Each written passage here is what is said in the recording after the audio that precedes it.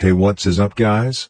King Cobra 420 here, and I want to give a shout out to Minnesota Burns, Tyani, Pray3 Gaming and Princess Amanda for inspiring me to do YouTube and these trolling videos. Links to their YouTube channels will be in the description. I hope you enjoy the video.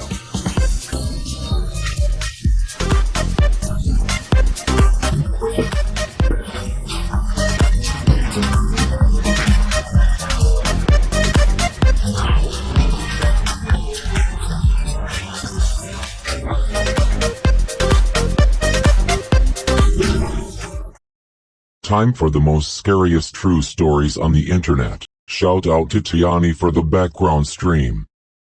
A few years back, I rented an apartment from a friend of mine. He had recently bought it and had it completely renovated. He put it up for sale but couldn't find a buyer, so I offered to rent it in the meantime. After moving in, I realized there was something wrong with the lady next door. She was about 45, but looked much older. She would sit up all night listening to Christian radio shows and talking loudly to someone. It got to the point where I couldn't sleep, so I went over to her place and asked her to keep it down. She opened her door and I got a quick peek. Her walls all had crosses painted on them in different colors, and words like Jesus and angels scribbled everywhere. The windows were painted black, letting in no light at all. It was damp, yellow-stained 50-year-old carpets, dog shit and cockroaches everywhere. No dog though. I asked her to please keep it down. She just looked at me and shut the door. Then she turned up the radio even louder. The next day, I had my girlfriend staying over. I wake up in the middle of the night and see a shadow of a person next to the bed looking at us sleeping. I think I'm hallucinating, as I usually do in the dark when I'm sleepy. But then the shadow starts talking. It's my neighbor, and she's holding something in her hand. She broke in during the night, and who knows how long she stood there. You should lock your door at night, she says and walks out.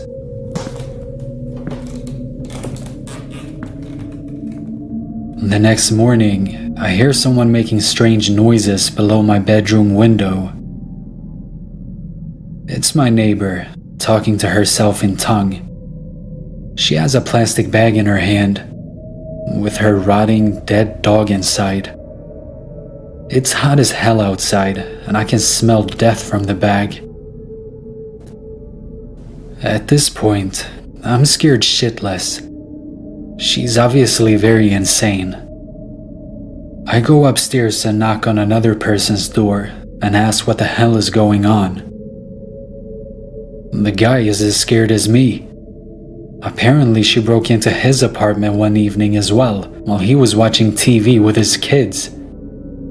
He got up from the couch to get a snack, only to find her behind the couch staring at him, holding a power drill. At this stage, I'm basically shitting myself. I call the cops, and they know all about her.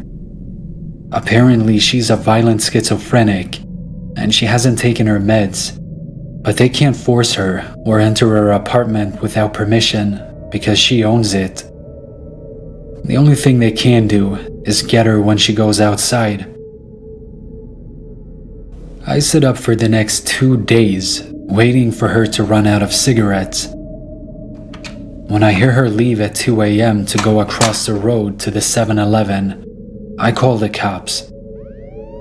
They have 3 cars and a special van over in less than 2 minutes. They restrain her and throw her in the van and drive off to some institution. And in less than a minute, it's like she was never there. I never see her again, but I still have nightmares about her looking at me in my sleep.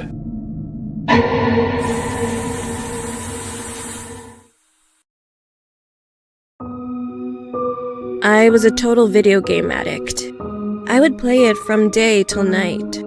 Of course, my mom hated the fact that I always focused on games and not so much on the important stuff. She would always hide my phone so that I wouldn't be able to use it. Every time she confiscated my phone, I was swallowed by boredom. I didn't have anything to do when I couldn't play. Sometimes, if I had free time, I would try to find the spot where my mom hid my phone, but I always failed. But the only thing I knew for sure was that she hid my phone in one specific room. A room with a lot of cabinets filled with stuff and junk, which made it really hard to find my phone. One day, when my mom hid my phone again, I suddenly came up with an idea.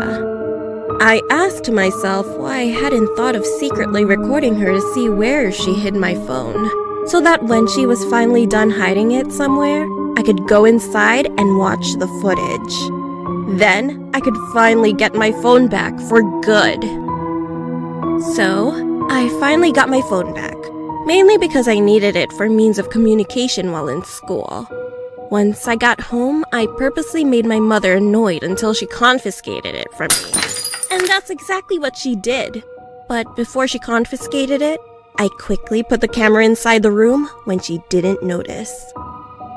I put the camera in the corner of the room so that I could see everything.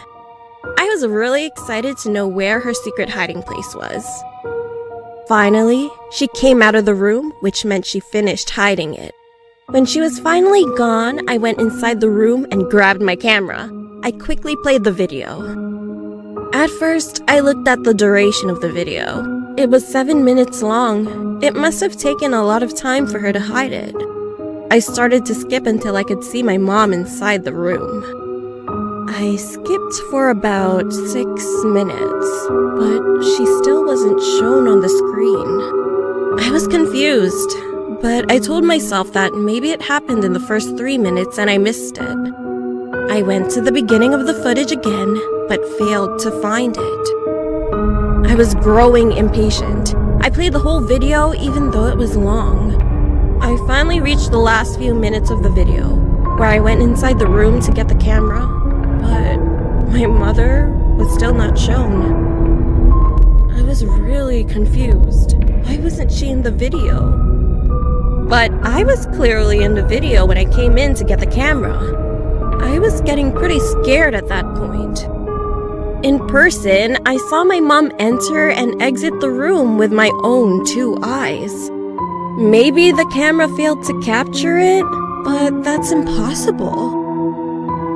My mom noticed that I was quieter than before.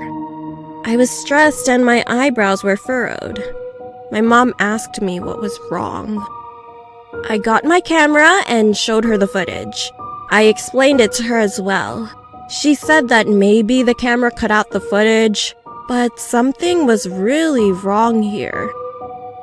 I asked her if she did in fact enter the room, and of course she answered yes. I felt goosebumps all over my skin and I was still confused. This might not be the best scary story I have, but it is still running through my mind. What happened? Why is my mom not in the footage? The thing is that in the video, the door opened. But my mom wasn't in the footage. That's the scariest part.